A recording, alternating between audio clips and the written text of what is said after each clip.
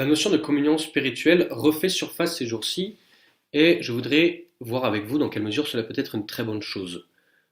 D'autant plus que c'est malheureusement lorsque nous sommes privés des biens spirituels que l'on prend conscience de leur vraie valeur. Alors tout d'abord, chers fidèles, si la communion vous manque, c'est un signe de bonne santé. Après peut-être, restez-vous sur votre faim lorsque vos prêtres, qui eux continuent à communier tous les jours, vous proposent cette démarche qui, pour certains, peut paraître très floue de la communion spirituelle. Alors si c'est votre cas, je vous invite à redécouvrir cette pratique qui est loin d'être une simple compensation dont il faudrait se contenter quand on ne peut pas communier. L'expression communion spirituelle désigne l'union de l'âme à Jésus-Eucharistie, non par la réception du sacrement, mais par le désir de cette réception. Elle est donc essentiellement constituée de ce désir. Comme le dit très bien saint François de Sales, quand vous ne pourrez pas avoir ce bien de communier réellement à la Sainte Messe, communiez au moins de cœur et d'esprit, vous unissant par un ardent désir à cette chair vivifiante du Sauveur. La valeur de la communion spirituelle repose sur deux principes. Le premier étant celui de la foi en la présence réelle du Christ dans l'Eucharistie. Je désire communier car l'Eucharistie fait de moi un saint.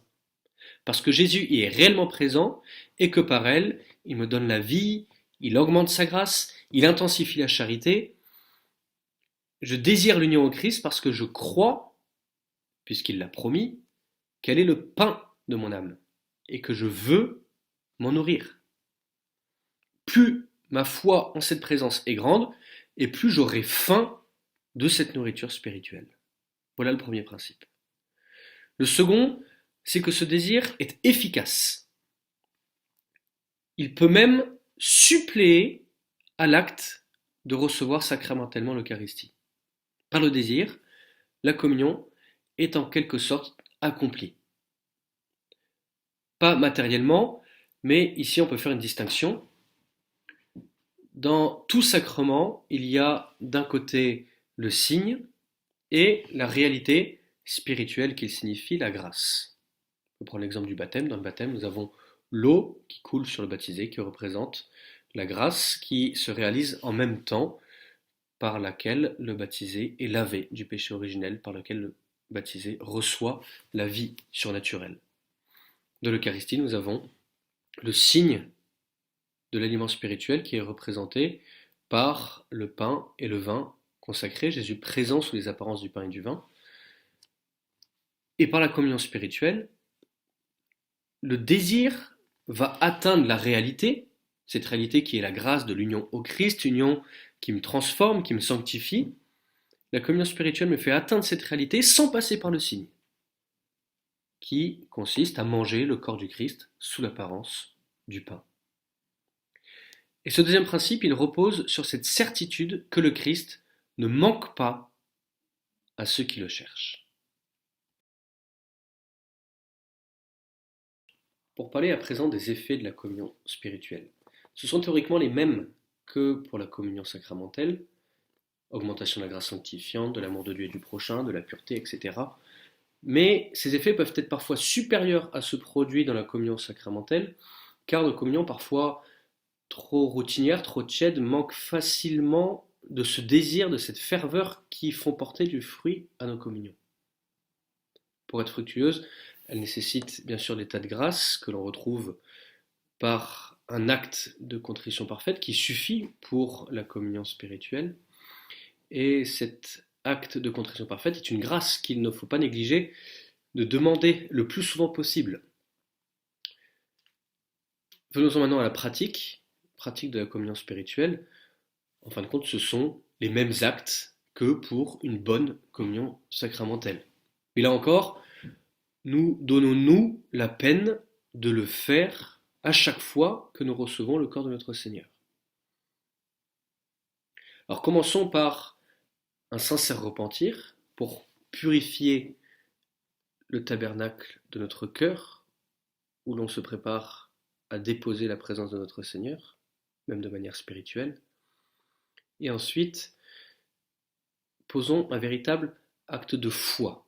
on en parlait tout à l'heure, comme étant un des principes qui fondent la valeur de la communion spirituelle. Foi en la présence réelle, cette majesté de Dieu cachée sous le vol des saintes espèces. Foi en l'amour immense avec lequel il désire lui aussi s'unir à nous. Notre désir est une réponse au désir avec lequel Jésus, Eucharistie, veut se donner à nous. Et ces actes de repentir et de foi font naître en nous des actes d'humilité et de désir. Enfin, puisque parvenu à ce moment-là, on ne peut pas s'unir au Christ par la réception réelle de l'Eucharistie, il faut à cet instant s'approcher de lui en esprit par un amour paisible et tranquille. Et pour cela, rappelez-vous cette autre promesse de Jésus, tout ce que vous demanderez dans la prière. Croyez que vous l'obtiendrez et cela vous sera accordé. Dites alors, mon Seigneur et mon Dieu, je crois qu'en ce moment vous me faites bénéficier de la grâce de votre venue en mon âme, et alors il ne pourra pas vous la refuser. Et enfin, terminons la communion spirituelle en remerciant, en demandant les grâces dont on a besoin. En fait, à ce moment-là, il s'agit de reposer tous les actes d'une véritable action de grâce. N'hésitez pas à vous appuyer sur des prières pour vous aider dans vos communions spirituelles. Vous en trouvez dans vos missels, vous pouvez en trouver très facilement. Vous avez notamment celle de saint Alphonse de Ligorie et plein d'autres. Permettez-moi de terminer avec une sorte de hors-sujet en m'appuyant sur l'évangile de ce mardi de la 3e semaine de Carême, au cours duquel Jésus nous fait cette nouvelle promesse. Lorsque vous serez 2 ou 3 réunis en mon nom, je serai au milieu de vous.